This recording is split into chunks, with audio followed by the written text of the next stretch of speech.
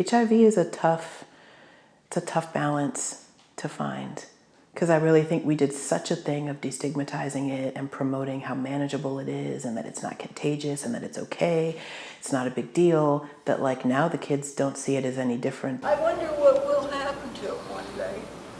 I mean, I'm gonna be gone. My daughter would still be around. This is our community's story.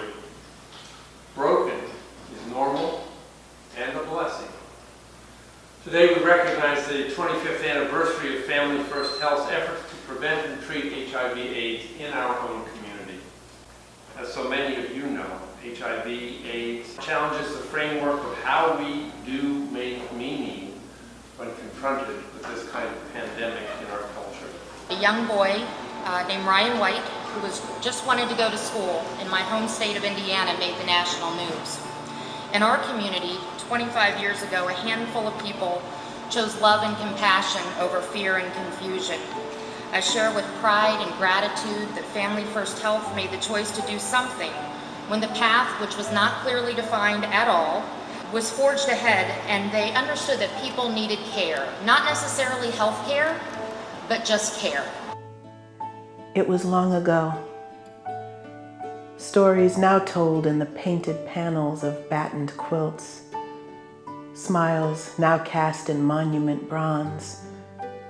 Saplings were planted for your friends in his name, in her honor.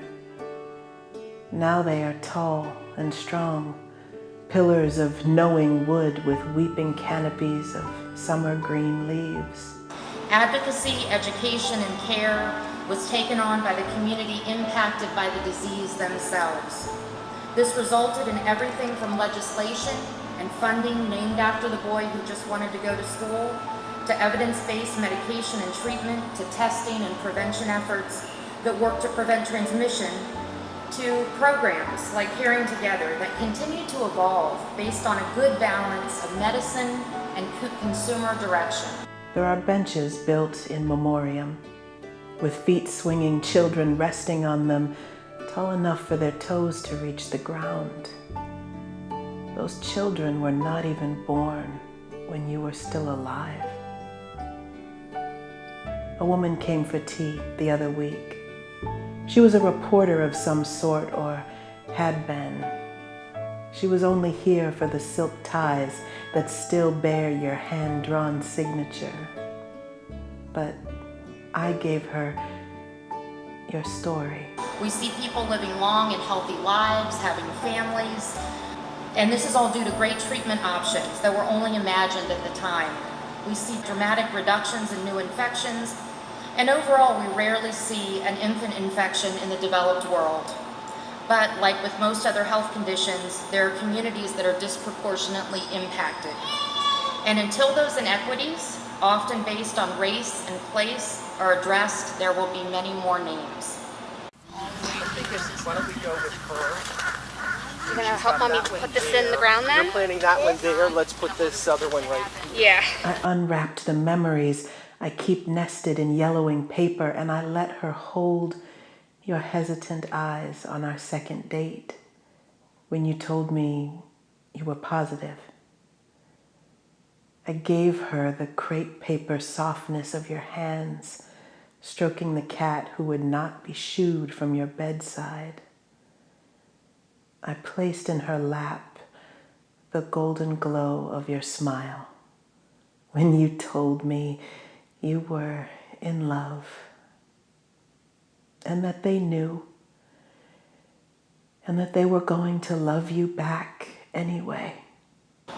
Family First Health and our Caring Together program will continue its work, but it's up to each of us to look upstream for the root causes of diseases like HIV and to take action to fight for a system that ensures that we all have access to information, insurance, prevention, care. It felt right to share with another person 25 years of my most precious things. And today, I want to see you cross the stage in a runway walk you perfected down the upstairs hallway at 9 years old, after painting your lips the color of rebellion in our bathroom mirror, I want you to take this recognition for yourself of a life bravely lived, because it was not so long ago for me. But I will accept it in your name, this recognition of your story. How many names will it take?